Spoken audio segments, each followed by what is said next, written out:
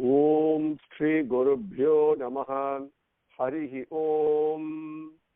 Sumukascha Yekadantascha Kapilo Gajakarnakaha Lambodharascha Vikato Vignarajo Vinayakaha Dhumaketur Ganadhyakshaha Palachandro Gajananaha Vakratundaha Surpakarno Hirambaha Skandapurvajaha Suklam Bharadaram Vishnum Sasivarnam Chaturbhujam Prasannavadanam Dhyayet Sarva Vignopasantaye Yasya Viradavattradhyaha Parishadhyaha Parasatam Vignam Nighnanti Satatam Vishvaksenam Tamastraye Gurur Brahma Gurur Vishnu Gurur Devo Maheswaraha Gurur Sakshat Param Brahma Tasmai Sri Gurave Namaha Sachidananda Rupaya Krishnaya Aklishtakarine Namo Vedanta Vedhyaya Gurave Buddhi Sakshine Krishnadvaipaya Namjasam Sarvabhuta Hiteratam Vedabhyavaskaram Bande Samadhi Nilayam Munim Sahasramurte Purushottamasya Sahasra Netranana Padabaho Sahasranamnam Stavanam Prachastam Niruchyate Janma Jaradi Shantyai.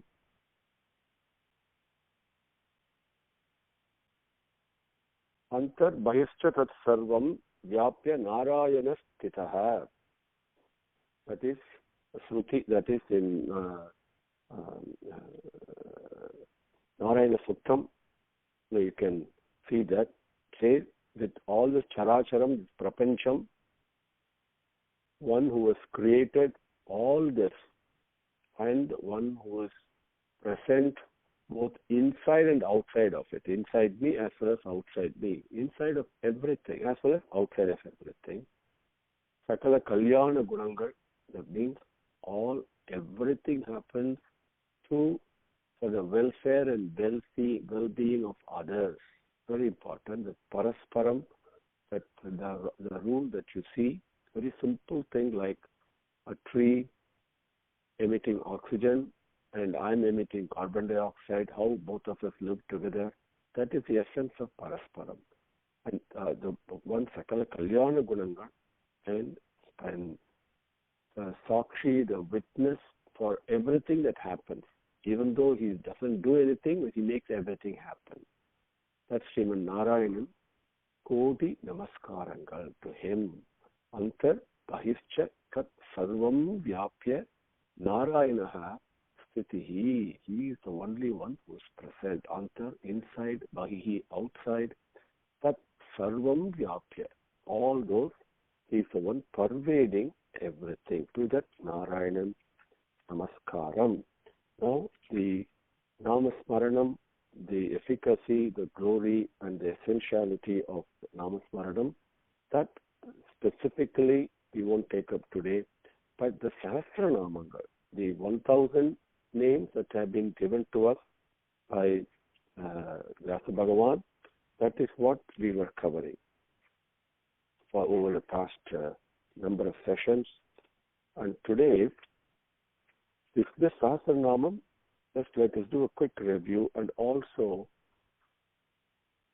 partake very, very few select experiences. There are so many of them, and what the elders and the Maharishis and Mahapereva, Ramana Maharshi, Shirdi Sai Baba, all the Bhagavan himself has come. What do they say? The efficacy of this Vishnu Sahasranamam that we have been so blessed to listen to over the past number of sessions. The Sahasranamam is the essence of the Mahabharata. And the Vedavyasa, it's the beginning of the 18-day war. We were blessed, we were gifted the Bhagavad Gita. At the end of those 18-day wars, after the war ended, then we were gifted with Sahasranamam. Bhagavad Gita was spoken by Bhagavan, and Vishnu Sahasranamam was recited and listened to by Bhagavan.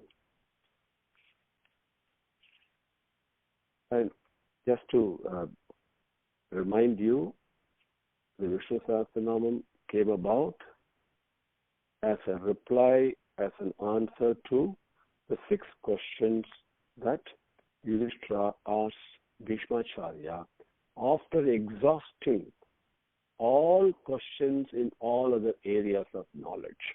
Very important to understand this. Okay, it was not asked in the beginning. But initially, he asked about things pertaining to how to lead one's life, whether the administration, the law, the economics, so many aspects of running a kingdom. And after answering all that in detail, after listening to all that in detail, then Yudhishthira becomes very peaceful, very Santanavam. And then he asked the questions, or the most essential questions, the 6 questions that he asked, and Bhishmacharya very beautifully he answers. That we saw in the beginning. And when we say Sahasranamam, there are so many Sahasranamams there, Rama Sahasranamam, Lalita Sahasranamam, Sri Sahasranamam. But when we say Sahasranamam, it means only Vishnu Sahasranamam. There is no adjective need to be given. When we say Gita, for example, Gita simply means Bhagavad Gita. This has been taught to us by none other than Paramacharya himself. Mahaprabhu himself, he says, when we say Sahasranamam, it means only Vishnu Sahasranamam. That is we're not comparing one scripture with another, not at all. But there are certain parts of scriptures, certain things that have been given to us that are extremely potent. Sahasranamam is one such. And Adi Sankara Bhattar wanted to write Bhashyam for Lalita Sahasranamam. And it is something that he wanted to do after he finished Prasthanatrayam, writing Bhashyam for Prasthanatrayam. Prasthanatrayam means the Brahma Sutram, Upanishad, and Srimad Bhagavad Gita. After writing Bhashyam for all this, he wanted to write Bhashyam for Lalita Sri Lalita Sahasranamam. So he sent his disciple to fetch the Lalita Sahasranamam book from the library. And he went and brought back a book, and Acharya opened it and saw it was Vishnu Sahasranamam. He said, no, I asked for Vishnu Sahasranamam, go get the Vishnu Sahasranamam. So the disciple went again and got another book. And Acharya opened it, and then he found it was Vishnu Sahasranamam. He said, what is this? I'm asking you to get me the Vishnu Sahasranamam book, and you are giving me Lalita Sahasranamam book. Then the disciple says, Swami, what can I do? Whenever I go to bring that book, Vishnu Sahasranamam book, there is an extremely beautiful and attractive young girl, wearing a silk pavada and all kinds of ornaments and all she's wearing. That the young girl says, she gives me a book and says, no, give it to him, give this book to him, give this book to him. And she orders me. So what can I do? Immediately Acharya rushes to the library and finds, of course, there is no young girl there. Then he realizes, and with tremendous bliss, tears pouring from his eyes, so blissful he was, he says, oh my mother, your brother Sriman Narayanan's divine names, you want me to do Bhashyam for that. That is a command you are giving me.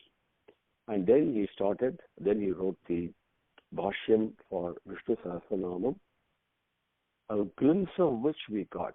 In my own limited way, I shared whatever occurred to me, but we based our explanations, understanding, and experiences of these divine names over the number of sessions we have had, based mostly upon Sankara Bhashyam. And Bhagavan Acharya further says in Bhajagovindam, Geyam Gita Nama Sahatram, Geyam Sripati Rupa Jasram, Bhajagovindam, Bhajagovindam, Bhajagovindam, Mudhamate. That's so every day, in addition to Gita, recite Sahasranamam. And then in the Avatarika Slokam that we recite in the beginning of every session, Sahasramurtehe Purushottamasya Sahasra Netranana Pada Bhavo Sahasranamam Stavanam Prachastam Niruchyate Janma Jarani Shantyai. So, to get Bhagavan's Kataksham and to get free from birth and death and illnesses and old age and all the other difficulties, to get why Sahasranamam is so great, okay, because it is the essence of Mahabharatam itself. It is revered by all rishis, Sanakadi, Naradadi, all the rishis, they all revere and chant it all the time. It's been compiled and given to us by none other than Veda Vyasa himself. And Bhishmacharya himself says that this is the best. In my opinion, this is the highest. The reciting the names of Bhagavan, nothing to equal Namasmaranam. Okay? He himself says that we have covered all those slokas, so I'm not repeating that. Then, throughout ages, not only in our lifetime, but our lifetime before and the time to come, throughout the ages, it has been revered by everybody. Lots of, even at any given day, even in our life today, more than 5 million people recite Sahasranamam at any given day, could be even more. Then gives the essence of Bhagavad Gita itself. That is what Sahasranamam does. And one day, even Parvati Devi, Nitya Parayanam, she does Nitya Parayanam of this. Every day she does Sahasranama Parayanam. One day in the Dwadasi time, after finishing Ekadasi Vratam, Shiva Bhagavan calls Parvati to come and partake food. And Devi says, Swami, wait a little bit. I need to do my daily Parayanam of Sahasranamam, and after finishing this, I'll come and eat. That is the importance given to Sahasranamam. Here, after Bhishmacharya recites and concludes the chanting of Sahasranamam, Arjuna gets worried, and he says, how can this has got so many slokangal, total of 142 slokangal are there. How can a normal person learn all this, and he may not have the ability, he may not have the time to do all this? What should he do? So he immediately rushes to Krishna Bhagavan and asks him, please, for their sake, how can they benefit? Tell us a way. And then Bhagavan says, whoever wants to have the desire to recite Sahasranamam completely, okay, and he's not able to do it for various reasons, but even if he recites one slokam, soham ekena slokena sutta evana samsutta, soham ekena slokena sutta, with any one slokam, with that he does stuti, worships, and he loves me with sincerity coming from the heart, then he will get the benefit of reciting the full Sahasranamam. Of course, this does not mean we should take a shortcut and go, but if you're not able to do it, then just reciting one is enough. Then Parvati Devi asked Shiva Paraman, every slokam has got 32 aksharangal, and not everybody can pronounce those aksharangal, not everybody is learned enough, the language may be different, so many other difficulties are there for common man. So she asked, Swami, what can we do? Keno Poyana Laguna, what is the easiest way so people can benefit from this? Then Bhagavan reveals the Taraka mantra. Shiva says, just recite Rama, and that is enough. And there are different ways of doing Parayananga, okay, the details of which I am not going to go into now. And the Sahasram, the name itself means 1,000. Also, it means infinite. And when the 1,000 names given to us by Vyasa Bhagavan is an upalakshanam, it's indicator. It is not exhaustive of all the names. He has selected the names, 1,000 names, out of the various names being sung by the rishis, that he himself says. And there are many bhashyams available, and that we covered earlier. We basically took our sessions mostly on the basis of Sankara Bhashyam, and given to us by Adi Sankara, and also Parasara Bhattar, here and there. But all of it with the understanding that I have, whatever little I have understood from the teachings of Bhagavan himself, Bhagavan Sri Sathya Sai Baba. Then there are other, look at it on a scholarship basis. There are different ways of approaching it. That I'll skip it, how it is divided into various ways and all that. But that is not important. What is important is for us, for a common man like us, what do I get out of it? Okay, why should I do it? Okay, so that I will share with you a list of, there are different, as I said, there are different ways of doing Parayanam. Who should do the Parayanam? Who can do? Anybody can do. Anybody and everybody can do. There's no restrictions based upon gender or age or anything at all, okay, or scholarship or lack of it, wealth, nothing. It is the easiest, the sulabham, as we say in Sanskritam, is very easy, accessible to everyone. All you have to do is to start saying Shuklam Bharadram Vishnum, and you can Vishnu Vishnu Vashatkaro, you can continue. Everybody can recite it, and there are different ways, different tapas, different things you can do. Do Sahasranama Homam, Sahasranama Pravachanangal, and also Parayanam. You can take over a Mandalam period or a Saptaham, whatever. So many ways are there. But I'm not going to go into those details. Those have been given to us. But suppose, say, a common man like us, and all I can do is just recite Sahasranamam just from the beginning to the end, the way that we normally do. I'm not doing sitting and taking a 48-day Parayanam and all these things, all those vows that I don't take. That's on a common basis. And I still have various challenges and difficulties that in my life. So what should I do for that? Okay, if I'm not able to recite even Sahasranamam fully, for the various specific illnesses and challenges and difficulties, the elders have prescribed, and our traditionally they've given us what slokangal that we should recite. That I will go through that right now, because that may be of some relevance to you. And if you want to, you can jot down with on a piece of paper the slokam number. All of us want wealth, monetary wealth, and that does not decrease. Not only we want lots of wealth, also need to be properly protected so we don't lose it. For that, slokam number 46. Artho nartho mahakoso mahabhogo mahadhanaha. Then we get dangers, apat. All of a sudden, we get some kind of a danger. How will that be removed? Slokam number 89. Amur tirana ghochintyo bhayagrit bhayanasanaha. Now, this slokam just you can say it once, or you can do japam on this slokangal. You can keep on repeating these, okay, and which is actually better. Then to get promotion at work, to get some exalted status at work, Vyavasayo Vyavastanas Samstanas Tanado Dhruvaha, that is slokam number 42. Then, suppose I have a dull temperament and I want to be enthusiastic. Hanuman teaches you, Utsagam is the most important. We all learned that from Sundarakanda.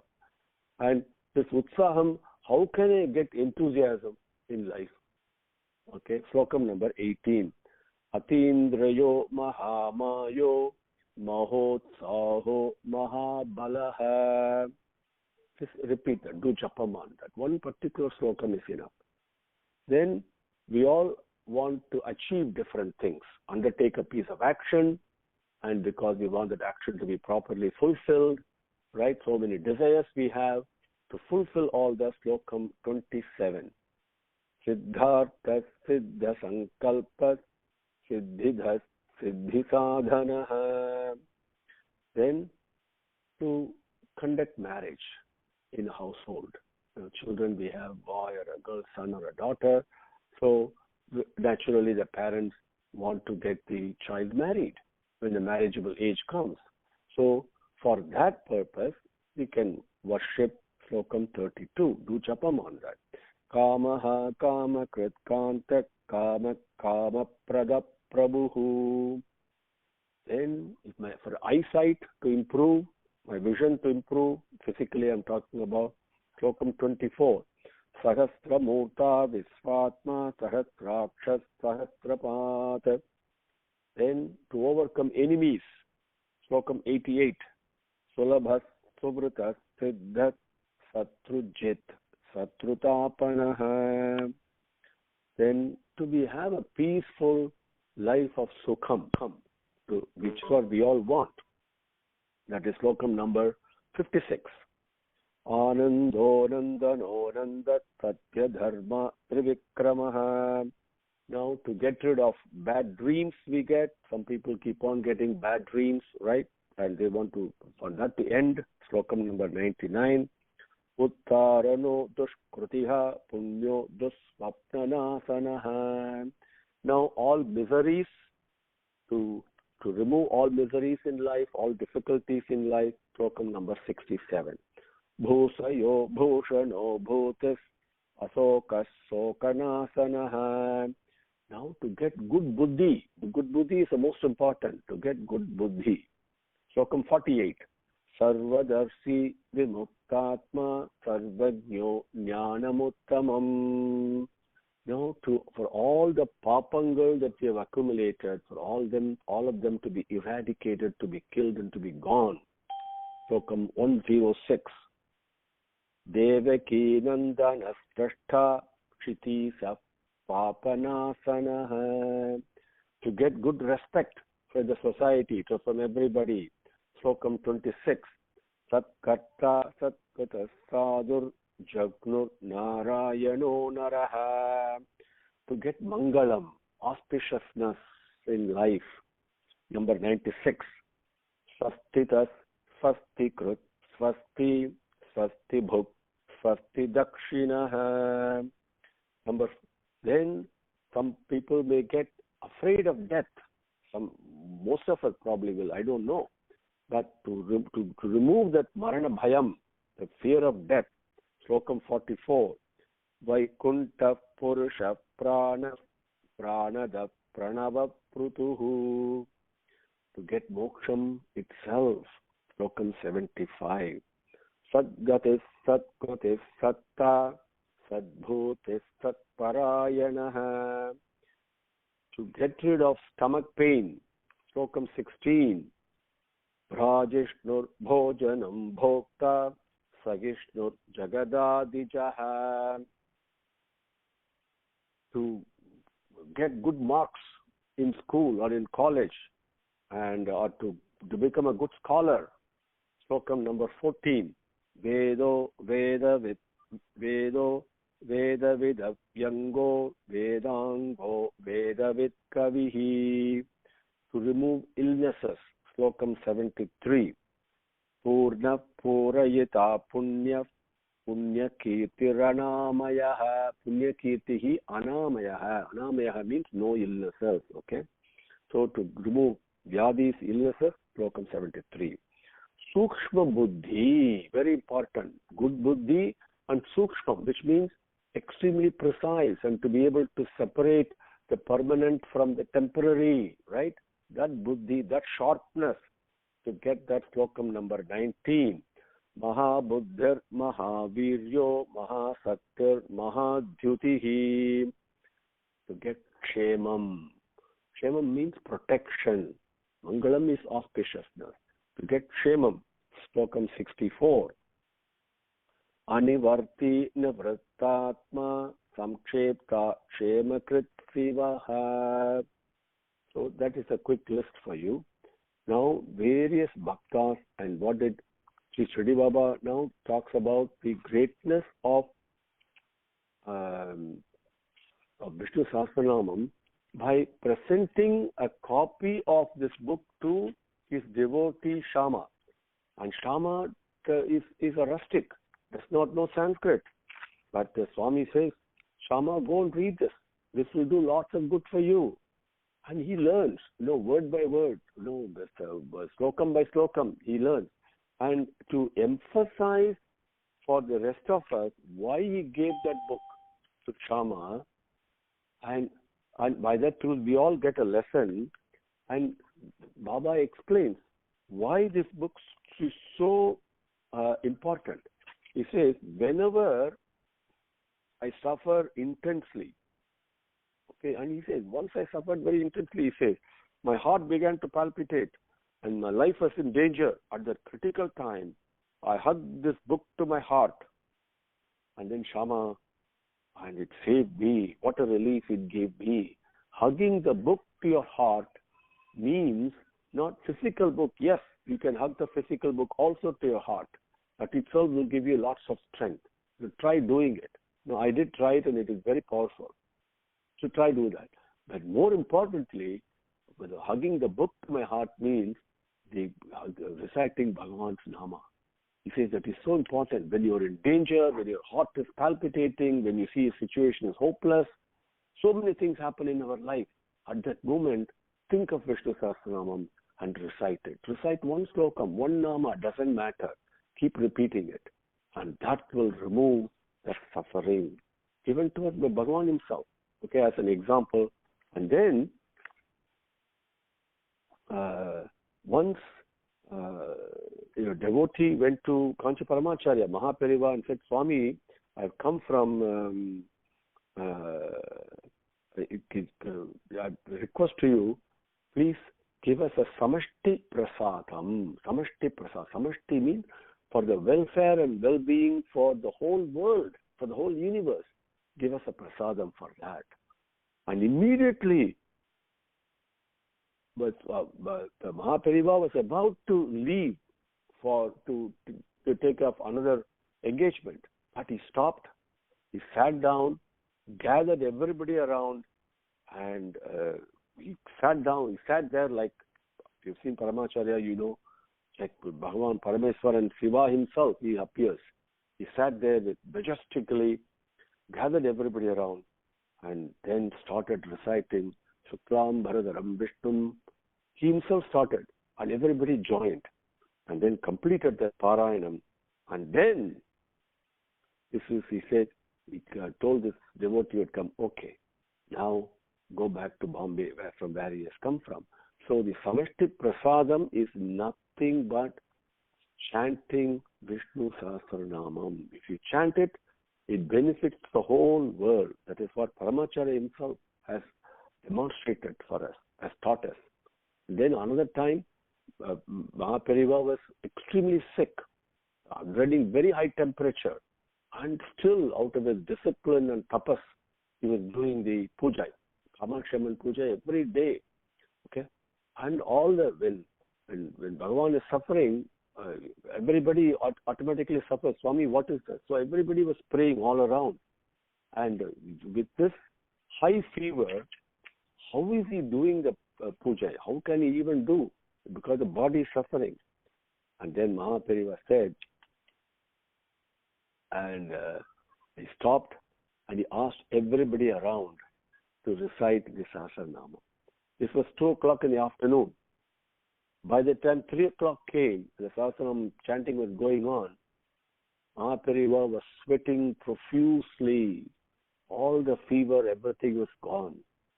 Then he went, took a bath, came back, and did his puja.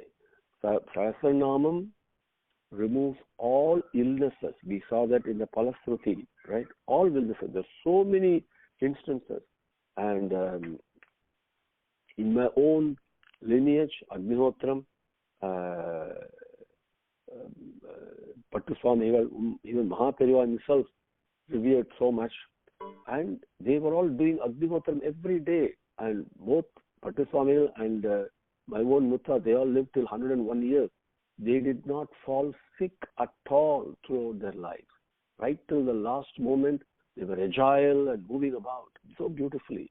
And anybody who came to them and with any complaints, any illnesses, whatever, so many problems people bring, and all they would do is give a bit of vibhuti and all their things will be cured. This is the power of Ramana Maharishi, one thing. And when in the World War time, when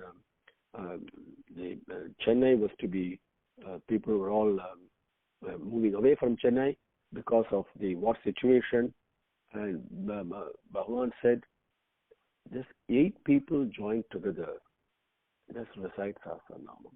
No danger will come. There are so many instances of Sahasranamam, even today in people's life, where it comes to the rescue, gives the protection that we all need to lead our life, whether we reach moksham or not, just to lead our life happily and with the difficulties, removing the difficulties we face. Sahasranamam is truly the panacea, truly the panacea. The panacea means the medicine that cures all ills, not one given specific ill. All illnesses, one medicine is there to cure it, and that is Bhagavan's Namam, Bhagavan's name. Tattvam, Tattvavidekatma, Janma, Jara, Janma, Tattvam, Tattvavidekatma, Janma, Mrityu, Jara, Adikaha, Janma, Mrityu, Jara, Adikaha. See, the YouTube link that I forwarded to you, Mahaperiva so beautifully explains this. This Sahasranamam, not only one Namam, as we saw, how the same Bhagavan is present in me on a continuous manner, not a discrete manner. Any given name is not discrete. It is continuous. It is the essence of the ocean itself, right? Like the same way a drop of water from an ocean is not discrete from it. The essence is the same. The wave is not separate from the ocean. The essence of the taste is the same. Like the tattvam, the truth, right? What is it? The essence that present everywhere. Tattvavit, one who knows it. Both are not different. The essence and the knower of the essence, the love and the person who shares the love, not different. Love is what it is, ekatma.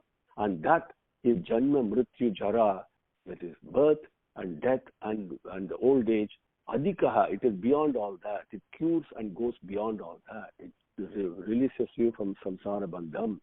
And Mahaperiva very beautifully explains how the essence of the Advaitic philosophy, the essence of teaching of all the Vedas, all the Puranas, all the Smritis, Bhagavad Gita, everything is so facilely, so easily, in such a simple manner, is being taught in Sahasranamam. That is how this example that he gives so beautifully. That to recite those names and to share the sweetness of Bhagavan that shines in each one of those names. That with his blessing only we started way back in July 2016, and after 108 sessions, today is 108th session. With his grace, that we are concluding the sessions, and with my prayers for the welfare and the well-being for everybody, for all of you, and for everything in this whole universe.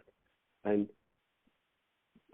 I'm grateful to each and every one of you who requested me to take up this topic a number of years ago, and for your forbearance and indulgence in attending the session that gives me the opportunity to learn Sahasranamam and to enjoy its sweetness and to keep the company of Bhagavan, using this as a reason. So for that, I am grateful to each and every one of you.